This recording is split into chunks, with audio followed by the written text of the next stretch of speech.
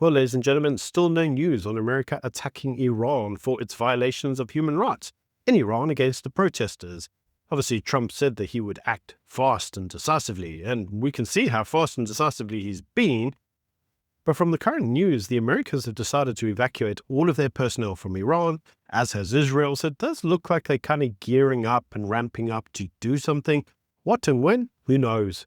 But in any case, I'm reminded that as of today, around 12,000 protesters have apparently been killed, from what we know.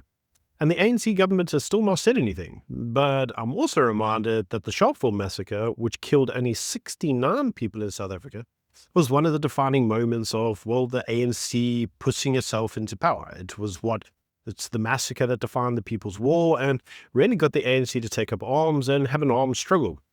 But 12,000 people? Yeah, that's fine, because the ANC says they like that lot. So what the ANC cannot do is they cannot say that they are moral champions, as they keep trying to say. They're a sinister regime. It's a sinister regime in Iran. The two are leagued together. The ANC are not the good guys in this. But anyway, that's just my view. In any case, before we get on to the main video today, can I yet again remind you, if you haven't already, please subscribe to the channel and help me grow to 200,000 subscribers. So let's start on the first news story. And this is that Donald Trump has announced a 25% tariff on any country doing business with Iran, effectively immediately, and obviously it's because of the massacres in Iran. I've just talked about that. Now, the move is framed as economic warfare by proxy, targeting Iran's trade partners rather than Iran alone. Now, there's been no clarity provided on how doing business with Iran is defined, whether it's indirect trade, intermediaries, or energy shipments. What qualifies, we don't actually know, and which legal authority will be used to enforce it. Now, the announcement comes amid large-scale protests inside Iran and growing regime instability, and this is supposedly Trump's reaction to the Iranian government suppressing protests. Rather weak one, if you ask me, but anyway, China has already responded. Now, there's a reason that China has, and that's because China is Iran's largest trading partner and the biggest buyer of Iranian oil.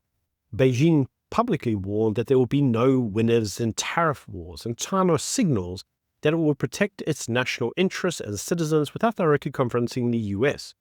Now, the tariff threat risks reigniting US-China trade tensions, which I've got to be honest and say there's a constant fragile truce between the two nations, but to be honest, rare earth access and energy security are key pressures for both parties, and so the reality is that they constantly keep trying to use these levers as form of power between the two. Now, India is also being caught in the crossfire because India is one of Iran's largest remaining trade partners, making it highly vulnerable to the tariffs. Now, Indian exports to Iran include basmati rice, pharmaceuticals, chemicals, and agricultural goods, and imports include petrochemicals and industrial inputs. Now, for those of you who don't know, India already faces heavy US tariffs, and analysts are warning cumulative tariffs could rise dramatically because they'll have the existing tariff plus a further 25%. This all comes at a time when a proposed US bill could see extreme penalties of up to 500% being put on countries buying Russian oil, which further compounds the risk to India. Now, that's actually the dispute. That's what India currently has, trade tariffs from Trump, because they're buying Russian oil. Now, the tariff threat lands during sensitive US-India trade negotiations, widely seen as leverage, and they're not really going to see this in a positive light because they're going to say, well, we've already got tariffs to negotiate with you already, and now we've got more because of trading partners that you don't like. Now, India also has another problem, even if they can move away from the export risk. And that is that India has invested in a port, a strategically critical port in Iran, which will see access to Afghanistan and Central Asia, and it will bypass Pakistan. And obviously Pakistan and India are not exactly in the good books with each other. Now, this port is actually meant to be a counterweight to the Chinese-backed port. So the project currently relies on US sanction waivers because the port itself is strategically important. But these are obviously time limited, and there's growing concern that the waiver could lapse, pitting India in a geopolitical bind where they need this port. America's effectively stopped them from investing in it. America's not investing in it because of sanctions, and they may end up having to rely on, well, China. So yeah, this isn't exactly the most efficient way for America to target Iran. So now the question from all of you should be, so what is the economic risk to South Africa? Well, South Africa's trade with Iran is very small. In 2024, we exported a whole 19 million US dollars worth of goods to Iran. It's minuscule. So I was curious as to what this actually was. Well, it was actually meat, edible meat offal, aircraft and aerospace components. I don't know what those are. I don't know, bolts and nuts maybe. And smaller exports like optical or medical apparatus, so glasses effectively, and some form of machinery. But there's not a lot. A lot of it is tropical fruits and vegetable saps and some telephone stuff. Like, there's not a lot really going on there. So the reality is that there isn't really a very substantial trade link between Iran and South Africa. Now, this all comes at a time where South Africa has Iran in its ports for the military exercise. And if you've been watching Morning Shots, you will notice that South Africa actually had to go to Iran and ask Iran to withdraw from the naval drills in Simonstown. Now, that itself is because of the ire that the South African government may get from the US. I mean, they're going to look at them and be like, what the hell are you doing with Iran? These guys are killing its own citizens. Well, current news is that Iran has now agreed to step back and participate as an observer only. So there won't be their warships involved, but they'll be there just kind of watching what's going on. Now, the drill will include Russia and China, and that alone already raised alarm in Washington. But because Pretoria feared further damage to US relations, the jeopardizing the AGOA benefit, and being seen as possibly aligning with Iran during the crackdowns on the protesters, well, South Africa is attempting to rebalance its BRICS relationships and is looking at what its Western trade dependencies are, trying to be a little bit diplomatic here. But the problem is, especially from my point of view, everybody's already seen that the damage has been done. Now, that does bring us on to AGOA, because the US House has now passed an AGOA renewal bill extending trade preferences to 2028. Now, for those of you who don't know, South Africa is the largest non-oil beneficiary of AGOA. Our exports include vehicles, automotive components, agriculture, and jewelry. However, the bill must still pass the Senate, with key US senators openly questioning South Africa's eligibility. That's because South Africa is accused of aligning with US adversaries, hosting hostile naval drills. Yes, they actually said that, and yes, we did actually do that. We've just seen it. And undermining US foreign policy interests. Well, because we seem to align with all the countries that aren't very cooperative to the US, such as Cuba and Venezuela. Now, a separate Senate proposal calls for a full US review of the South African relations and possible targeted sanctions against ANC leadership, and we still don't really know where that's going. We saw that the bills got proposed last year. We know that they couldn't get passed in Congress because they obviously had the big break because of the big budget. What's happening now? Don't know. In any case, Trump's reciprocal tariff regime and national security tariffs remain in place. So what does this actually mean? Well, it neutralizes AGOA's practical value, even if it's renewed. I mean, you can say, well, we got to renew, but who cares? Because you're still subject to tariffs. The whole point of AGOA is that you're not subject to tariffs. Now, a pending US Supreme Court ruling could determine how far executive tariff powers go, because there is a court case which is currently challenging Trump's ability to impose these tariffs, and for those tariffs to override other acts such as AGOA. So we'll see where that goes. Turning then on to some local politics, with the first story being that the DA, their leadership is descending into public conflict. Now, Helen Zille is warning that senior figures need to stop infighting or face expulsion. So you may be looking at them and say, well, who's that? Well, it's John Steenhuisen, the leader of the party, the Minister of Agriculture, and a previous individual who we fired from being a minister. The two are bickering. And Helen Zille now says, if you guys can't stop your public infighting, because that's where they're fighting in the public arena, she says the party will fire them for bringing the party into disrepute. Now, there is an internal probe going on which is looking at public disputes and allegations of reputational damage and breaches of party discipline occurring between John Steenhuisen and the other individual. Now, the chaos comes ahead of a critical party congress, because the party are now going to actually have to vote on who's going to be the next leader of the party. And what this effectively does is it also weakens the opposition's credibility at a time of national instability. The ANC is already weak. We've seen in all the pollings, nobody's voting for the ANC. The DA is primed to take advantage of this. And yet again, they don't, because this is the DA way. You get close to the finish line and you fall at the hurdle every single time. South Africa's problem with our political system isn't that we have a weak political system, is that the ANC wins by default because the political parties as oppositions are just not very strong. And we're seeing that right now with the DA. Now, where we are also seeing this with the DA is between the spat currently going on between Gayton McKenzie and the DA. Now, this is all coming from the Venice Biennale controversy. Now, for those of you who don't know, South Africa's official submission to the 61st Venice Biennale was withdrawn by the Minister of Sport and Agriculture, Gayton McKenzie. Now, the artwork had already been selected through an independent arm's-length curatorial process. That was approved by an administering NGO called Art Periodic, and it was prepared for South Africa's National Pavilion. Now, the work was widely reported as being pro-Palestinian, anti-Israeli in theme, drawing on Gaza imagery and political symbolism. So, naturally, the first question should be, this NGO selected this piece of work for this art festival, and you had to question why Gaza was the artwork you selected. It's an art piece focused on South Africa. Now, Gayton McKenzie intervened after the selection process was completed, not before, and he stated concerns which included allegations that a foreign government or a foreign-linked entity might have funded or influenced the exhibition, and claims that this could compromise South Africa's sovereignty and neutrality at the international cultural event. Now, unstated but widely inferred reasons included the sensitivities around international backlash, as South Africa has already positioned itself aggressively against Israel at the ICJ.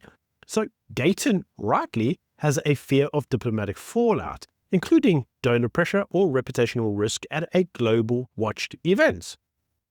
Now the DA, yes, the DA argued that the issue is not about Israel or Palestine, but about process and constitutional rights, and they are questioning why Gayton withdrew the submission.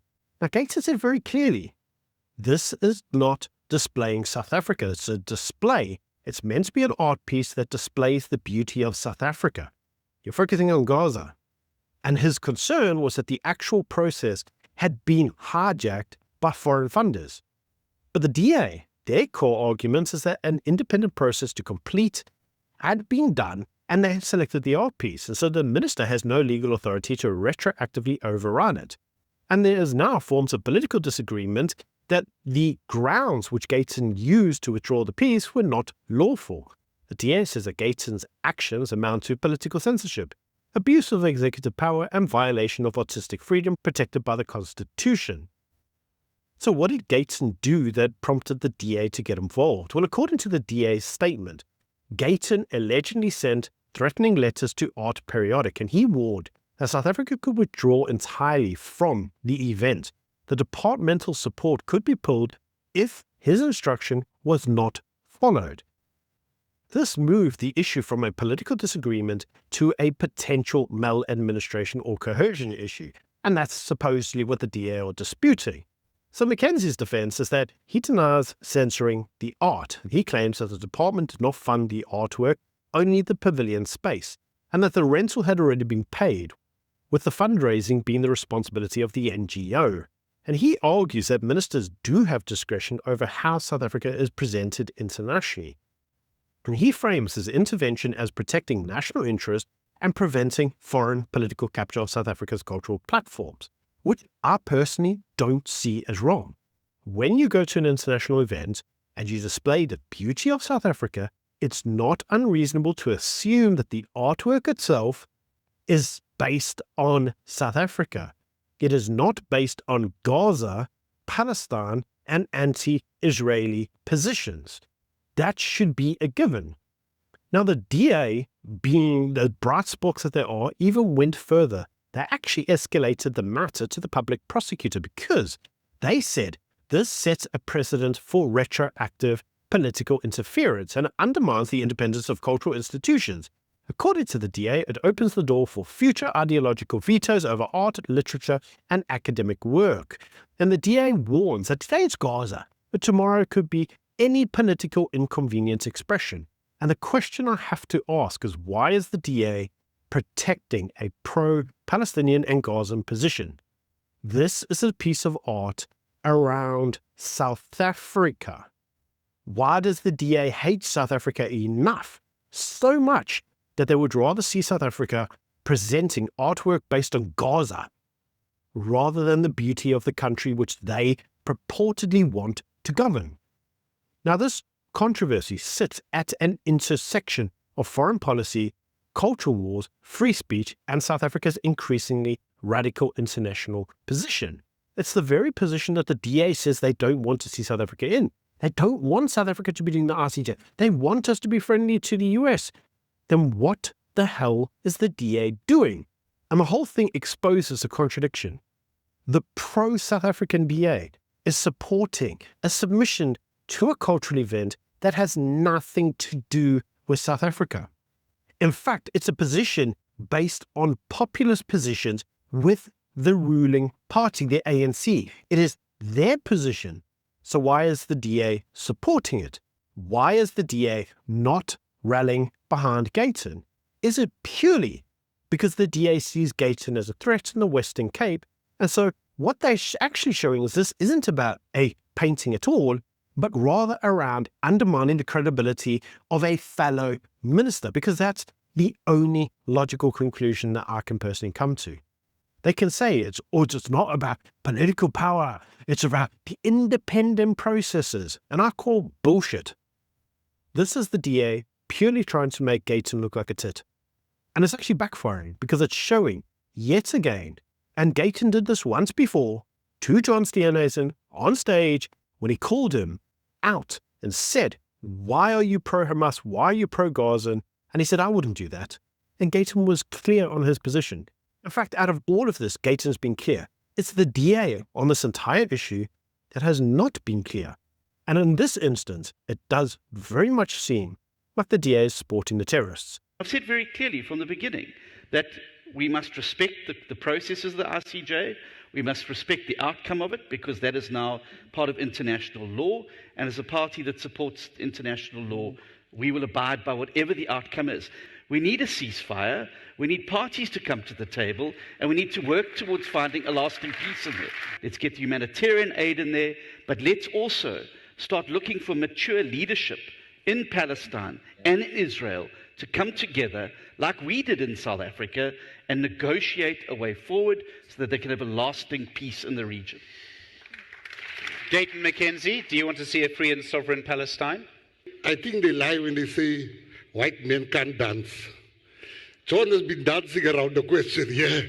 He's not been answering the question. No, let me answer the question. Number one, there's no genocide happening there. Number two, let me answer you. When children are starving, that's no, not let genocide. me answer you. Don't tell me how I should answer you. Number two, let me tell you something. If I'm the president of this country, and let's say Lesotho comes here and they take hostages and they take children, and I will bomb Lesotho, and if they want peace, they must return the children. Nothing tells you about peace. And if I become president, I will stop that case of the ICJ, simply because the honorable minister pursues Israel. Yesterday, 22 people are shot here in Missus Plain, more than the IC, more than in Ramallah, in Palestine. They are wearing scarves of Palestine, while our people die here more than Palestine. Today they say we must be enemy. Jewish people are the enemy. I grew up poor. It was a Jewish woman in Operation Hunger that was giving us food. It was the Jewish people that went to Mandela to jail. So nobody will tell me Hamas is a terrorist organization that should be destroyed totally. In any case, that's my opinion. Let me know what you think in the comment section below. Until next time, bye.